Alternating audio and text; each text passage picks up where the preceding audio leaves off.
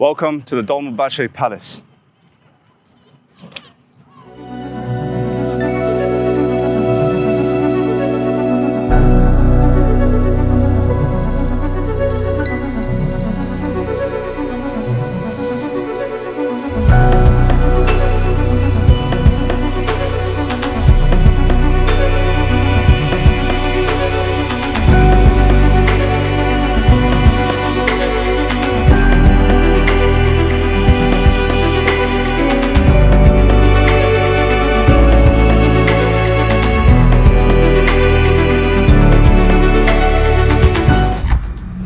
Subscribe now. Okay, so when you come to the Dolmabahçe Palace, you have to get obviously your tickets to come over here, and the tickets include everything. So it includes the palace to go inside, to come into this area over here, and to go into the Harem section. There's also like a painting museum as well that you can see, and there's a clock museum too. So to come over here, it costs about 1,200 Turkish liras per person. That's for foreigners. Turkish people have a much cheaper price. Now this is as of September 2024. So they had some price updates within this month. On 1st September, they actually increased the prices of Topkapi Museum, I think of the Hagia Sophia experience as well. But the Dolmabahçe Palace, it kind of kept the price at what it was in August or what it was prior to that. So that's something I wanted to share with you guys. Now another thing is, if you want to get an audio guide, this facility is available. And I would recommend that you get it, because you can kind of like, tap around and kind of like get, kind of listen to it like this, and it'll tell you everything. But to get it, you have to kind of like give them one piece of ID. So it could be an ID card, or it could be like a passport. You have to kind of leave it there. Later on, obviously, you can hand it back to them, these audio guides, and then get back your ID card or your passport as well. Now remember this, that on Mondays, the Dolmabahçe Palace is closed. And I don't know why it's closed on a Monday. Maybe it should have been like a Sunday or something like that. But anyways, it's open 6 days a week. So Tuesday to Sunday it's open. And the opening times is between 9 a.m. to 5:30 p.m. I think it's worth coming over here because the Ottoman Empire ruled from over here for quite a few decades. So this was after they left the Topkapi Palace. The Topkapi Palace is my favorite palace, but this is also definitely worth checking out. It's in a very beautiful location with these amazing gardens over here besides the Bosphorus. Anyways, let's continue with the video.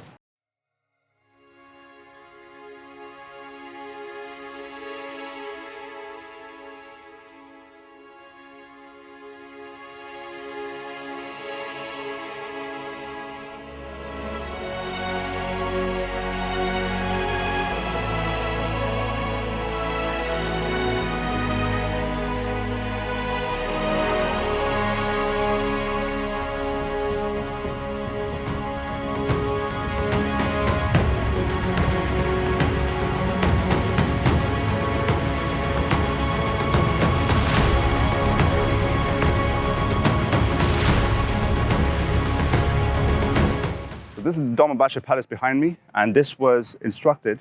It was instructed by Sultan Abdülmecid I to be built, and it was built between the years 1843 to 1856. So it took about 13 years for its construction. After that, once it was constructed, it became the administrative center of the Ottoman Empire, and that's when they left the Topkapi Palace from that point onwards. So really beautifully designed. Okay, just come out the Dolmabahçe Palace. Not so easy to get the footage inside, because they don't actually want you to take any footage inside, unlike the Topkapi Palace. But it was a marvelous experience. I've been here about 3 years ago, and coming back after 3 years, I also feel as though there were some rooms that just astounded me. Like the very last room that we saw really astounded me. And this palace was operating from the year 1856. So from 1856 to 1922, when the Ottoman Empire revolted from this world, and obviously it hasn't gone anywhere, it's going to come back, according to prophecy. Anyways, amazing rooms, amazing things to see, amazing exhibits. You see the medallions, you see like the places where the Sultan would have used the spa room. Then there was like the masjid where the Sultan would pray, his family would pray. Certain rooms were for specific occasions, like Eid, for instance, or there would be Tarawih prayers in certain rooms. So then there was places where if dignitaries will come, they would actually sit over there, or they'll be hosted over there. So all of those great rooms. Then the library room looked absolutely amazing. And what I love about going into this palace is that it just has that old feel. It's like you've gone back in time and they've kind of kept it that way. The simplicity of each room. Like you go into the library, it has got 40,000 books in there. All those old manuscripts. Then you've got the rugs there. And it's like, when you're a kid, the first thing you're introduced to, I don't know how it is today, but when you're a child, like when I was growing up in the 90s, first thing you're introduced to is like storybooks. And you see storybooks with illustrations. It's got like animal skin on the floor. It's got like, rugs. It's got like old fireplaces, wooden sort of like flooring, gold everywhere, chandeliers everywhere. Like that's how they show it in the storybooks. That's how they show it in the fairy tales. They show monarchy. They show the beauty of royalty. But I don't know, the world's kind of gone away from that. Anyways, at the end, we ended with the museum shop. And from the museum shop, I bought myself this. It's got a gold Ottoman emblem on it. And I was like, every time I drink, I want to drink from the power of the Ottoman Empire, So I was like, let me just get this from there. There's a lot of people that come over here and they love taking pictures. And it's forbidden inside to take any pictures, but people do try. And you've got the whole of the Bosphorus over here. One of the most amazing views that you can see. Like there was one room upstairs where there was like a spa. And from the spa, there's like a balcony. And from the balcony, you can see the Bosphorus Sea. And obviously the sun's out now. And look at this. Look at this view. We've even got one of the Bosphorus tours going on over there. Look at this view over here. Absolutely amazing.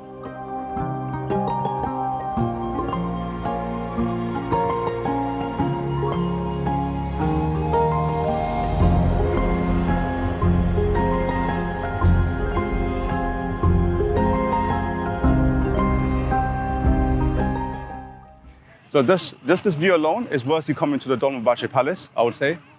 And unfortunately, this is where the last Sultan, Sultan Mehmed VI, Sultan Wahid, was exiled. He was forced to exile from here. And then he had to go to another country. Otherwise, his life was on line at the time. But anyway.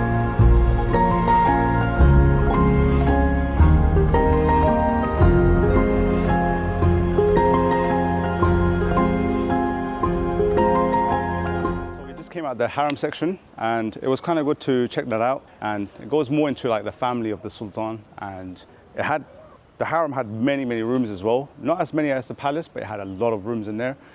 Right now we've come to the paint museum section, so this is also included in the ticket as well, along with the clock museum, which we may check out later on. The good thing about this entire palace, or this entire courtyard of the Dolmabahçe Palace, is that you get some really nice gardens, like you do at the Topkapi Palace, and you can imagine in all other palaces within Istanbul itself.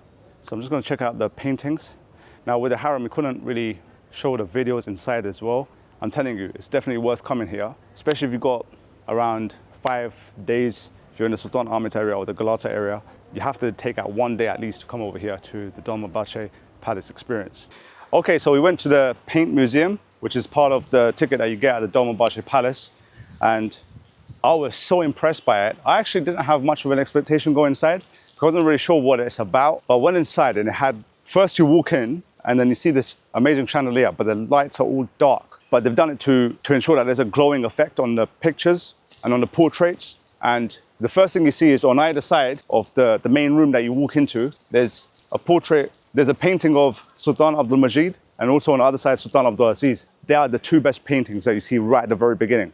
And then there's rooms and rooms and rooms, and upstairs and downstairs, and rooms on the side, rooms ahead, corridors, all of that sort of stuff, showing and depicting all the history of the Ottoman Empire. Even the sultans that were not part of the Dolmabahçe Palace, going back to the very first sultans to now. So that was really good. I think that experience is a separate price if you just want to do it on its own. But if you get that one ticket with the Dolmabahçe Palace experience, which is about 1,200 Turkish liras, it includes that in there. So you don't have to get a separate ticket for that. So it all comes in one. And this area over here is on the back, one of the sides or one of the back parts of the Dolmabahçe Palace. It's got beautiful gardens, an extension of the gardens, and it's got this amazing fountain over here. So, you can truly do with having a full day over here. Now, if you're quite quick and you're not so interested in reading each and every detail, then you can quickly browse through and do it all in about 3 hours, 3.5 hours. But if you really want to enjoy and really want to make sure that you taking all the information that you're reading, then you pretty much need about 6 hours and above, I think. Especially like you want to sit down, have some tea, have some coffee, have some drinks, have some snacks, and also then go into the Harem section. After that, go into the palace. After that, go into the painting museum. After that, go to the clock museum area as well. And then take all those pictures and stand near the Bosphorus and go through all of these various different gardens and just walk around. All of that can take you a lot of time. Anyways, let's move on to the next part. Okay, so we have come towards the end of this video, and I'm going to just mention why the Dolmabahçe Palace was instructed to be made. Now, one of the big reasons why the Dolmabahçe Palace was instructed to be made by Sultan Abdülmecid at that time, around 1853, is when the construction began, and it took about 13 years for it to finally be constructed, was that you have to bear in mind that the Topkapi Palace was there for 4 centuries. So after a while, you do develop a need to modernize a little bit. And they were looking around at that time. Now, at that moment, the Ottoman Empire wasn't as formidable as it was once upon a time. And so they tried to modernize it, and it's also situated in a wonderful area as well. Not that the Topkapi Palace isn't situated in a wonderful area as well. And also bear in mind that it's quite interesting that most of the Ottoman history takes place at the Topkapi Museum. 4 centuries was there. The first 7 sultans, they were either in Saud, Bursa, and then Edirne. And then they came to Istanbul because Fatih Sultan Mehmet, the 7th Sultan of the Ottoman Empire, he was able to conquer Constantinople in 1453. And then 23 sultans were at the Topkapi Palace, and then the last 6 sultans, they spent their time over here at the Dolmabahçe Palace. Now, there was this prophecy of Prophet ﷺ where he said that Muslims shall conquer Constantinople. What a wonderful army would that army be, and what a wonderful commander would that commander be. And that prophecy was fulfilled after many centuries of trying in 1453. But then there's another hadith which speaks about Constantinople being reconquered once more. So there will come a time when the Orthodox Christians will take this city. And this is all prophecy. This is all something that is mentioned. And then the Ottomans will reconquer it. And prophecy tells us that that will be the 37th Sultan. So bearing in mind, the first few sultans, Saud, Bursa, Edirne, a lot of them were then in Topkapi Palace, 23 of them, and then the last 6 sultans were over here in Dolmabahçe Palace. So it's quite interesting to see a 100-year gap. You know, it's been over 100 years, just over 100 years. I think last year was 100 years of the Ottomans not being around. But it is very clear that there will be a new Ottoman Sultan, there will be a new Ottoman Empire. Well, it will be the Ottoman Empire. It will be the 37th Sultan of the Ottoman Empire, who is Sultan Selim IV. He'll be the 4th and the final Selim, because Sultan Selim I, Yavuz Sultan Selim Khan, was the 9th Sultan, the grandson of Fatih Sultan Mehmet. So it's very interesting to see when that happens. We are very close to those days, according to prophecy. And prophecies is a part of life. Like the Byzantines had a prophecy that, you know, they wouldn't name their sons Constantine, and then it was Constantine the 16th. Imagine the 16th of that name.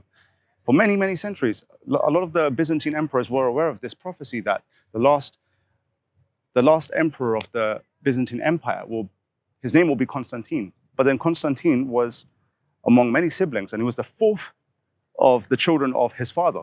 And so, you know, destiny works in strange ways. Allah works in strange ways, but he has the ultimate divine wisdom. And so that prophecy also took place, along with the prophecy of Prophet ﷺ in 1453. And then we have prophecies where there are certain nations where they want to build a temple as well for their Messiah. So these sort of things exist, and it's interesting to see how world history, how the events unfold. And so coming over here, what's beautiful is that, you know, my spiritual guide says his idea of the emphasis on learning history is that if you know your past, if you know your yesterday, it becomes very easy for you to know who you are, who you represent. And then it becomes very easy for you to gauge what's going to happen tomorrow, what your future is. Your past will tell you your tomorrow. You'll be able to draw a connection between the two. But if you don't know your past, then you'll be born and you'll say, oh, I'm born in 1990. I'm born in the year 2000. I'm born in the 1980s. I'm born whatever decade, whatever year. But then you think that, oh, I'm going to school, I'm being brought up in whatever society, and whatever social media tells me, I have to believe that that's who I am. But no, if you know your past, you can then connect to your future. Your past, your yesterday, will give you insight into your tomorrow.